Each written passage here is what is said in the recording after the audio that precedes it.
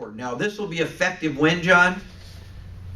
90 days after entry of the final judgment. And we just found out that the final judgment is expected the first part of September of 2008, meaning that the MLSs will have until probably the end of the year to come up with their policies and adopt those. And then the participants have 180 days. Yeah, the participants can't be disciplined, let's say, or suspended because they don't meet the criteria until I think the date is May 31st, 2009.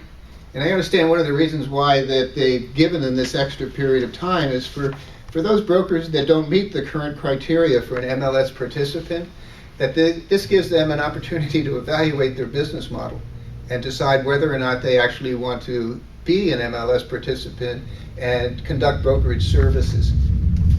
Well, summary and/or conclusion. I would say that over the last couple of years, we've been waiting for some kind of guidance on how to set up vows and how to create sources of listing information on the internet and how to include or not include certain brokerage firms, certain sellers, properties, and what it all boils down to now is we have some rules. We ourselves have had many conversations, John, and we think that a lot of these rules need to be questioned. And not questioned because you don't believe in them, although we let you know the ones we don't believe in, but just so you have a better understanding of them and so that you're better equipped to adopt them if you so choose.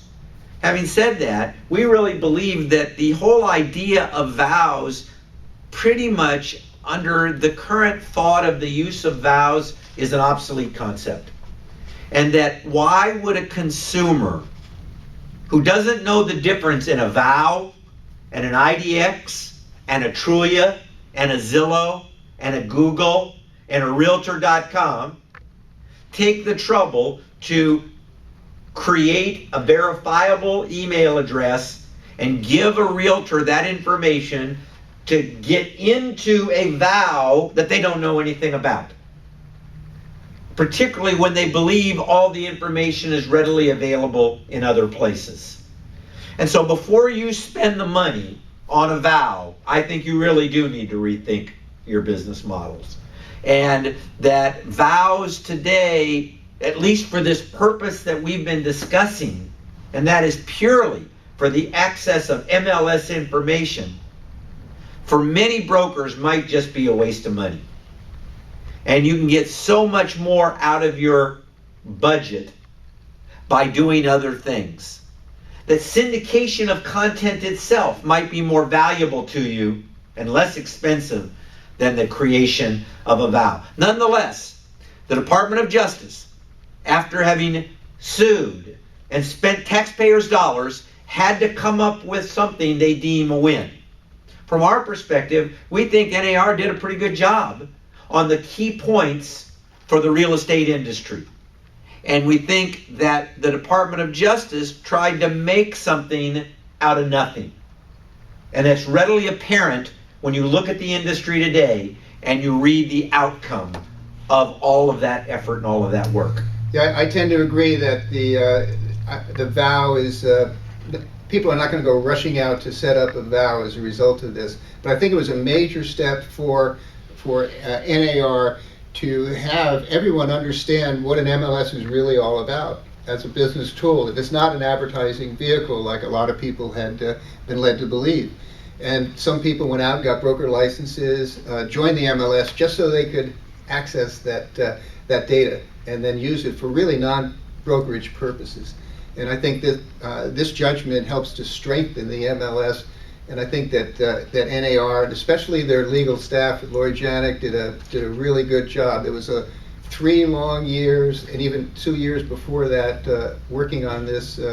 And I think NAR is feeling it's a win for them. Yeah, no doubt in my mind. As we look at it, as we look at the definition of a participant, as we look at the referral brokerage models and the limitations now that there is a better understanding at some levels within the government as to exactly what an MLS is, why it was established, and the value that's there. And the fact that if you made it too onerous to belong to an MLS and share your data, today there are many other ways to share data. And the internet continues to move forward. There will be new innovation. And I would like to just say that this all began because realtors, before anybody else, innovative, competitive, decided that the World Wide Web was a place to display content. And you can look at it from today and you can think that it's no big deal to find listing content on the internet, but I can tell you that it was the furthest thing from brokers' minds and any information on the internet back in 1995 and 1996, as organized as this, in such a closed environment as we believe the real estate industry was, and yet innovators in the industry moved forward before anybody else.